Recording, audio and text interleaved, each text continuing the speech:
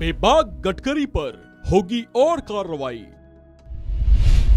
Party नेतृत्व और संघ किस बात से सहमत? क्या बीजेपी से होगी गडकरी की छुट्टी? पार्टी के वरिष्ठ चेहरे, सबसे कम उम्र में बीजेपी के राष्ट्रीय अध्यक्ष बनने वाले, संघ का फेवरेट फेस रहे और जिनका नाम पीएम पद के दावेदारों में गिना जाता रहा और जिन्हें हाल ही में बीजेपी की सबसे शक्तिशाली पार्लियामेंट्री बोर्ड से बाहर का रास्ता दिखा दिया गया, वो नितिन गडकरी लगता है पार्टी में कुछ आंखों की किरकिरी बन गए हैं। कहा जा रहा है पार्टी में कुछ शीर्ष चेहरों को गडकरी के बेबाक बोल बर्दाश्त नहीं हो पा रहे। पार्लियामेंट्री बोर्ड से गडकरी को बाहर कर दिए जाने के बाद से ही नितिन गडकरी और बीजेपी पार्टी लगातार चर्चाओं में बनी हुई है। पार्लियामेंट्री बोर्ड से उन्हें बाहर कर दिए जाने के पीछे के कारणों को अभी टटोलने और समझने की कोशिशें ही की जा रही थी कि इस बीच बीजेपी के सूत्रों ने एक ऐसी जानकारी दी है जिससे राजनीतिक गलियारों में सनसनी फैल गई।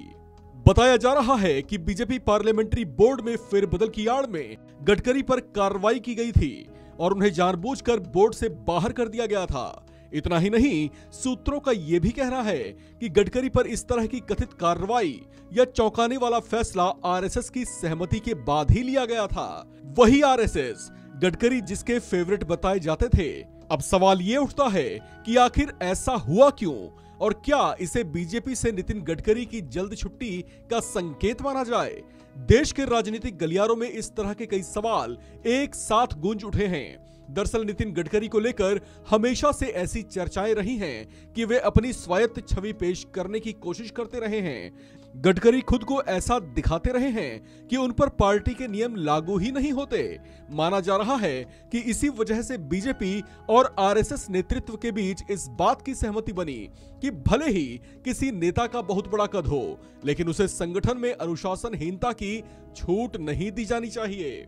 इसकी एक बानगी तब दिखाई दी थी जब संसदीय बोर्ड से बाहर कर दिए जाने के बाद भी वे अपनी ही पार्टी की सरकार पर निशाना साध गए थे। आप भी सुनिए।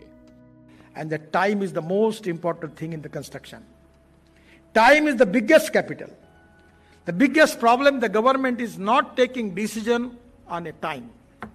The time is the capital which is more important than the technology and resources. Time पर सरकार को निशाने पर ले जाने वाले नितिन गडकरी को लेकर बीजेपी सूत्रों का कहना है कि उन्हें इस तरह की टिप्पणियों को लेकर पहले भी आरएसएस आगाह करती रही है और उन्हें ऐसी टिप्पणियों से बचने की हिदायतें भी देती रही है ताकि वे किसी तरह से सरकार को लेकर सुर्खियों में ना आ जाएं।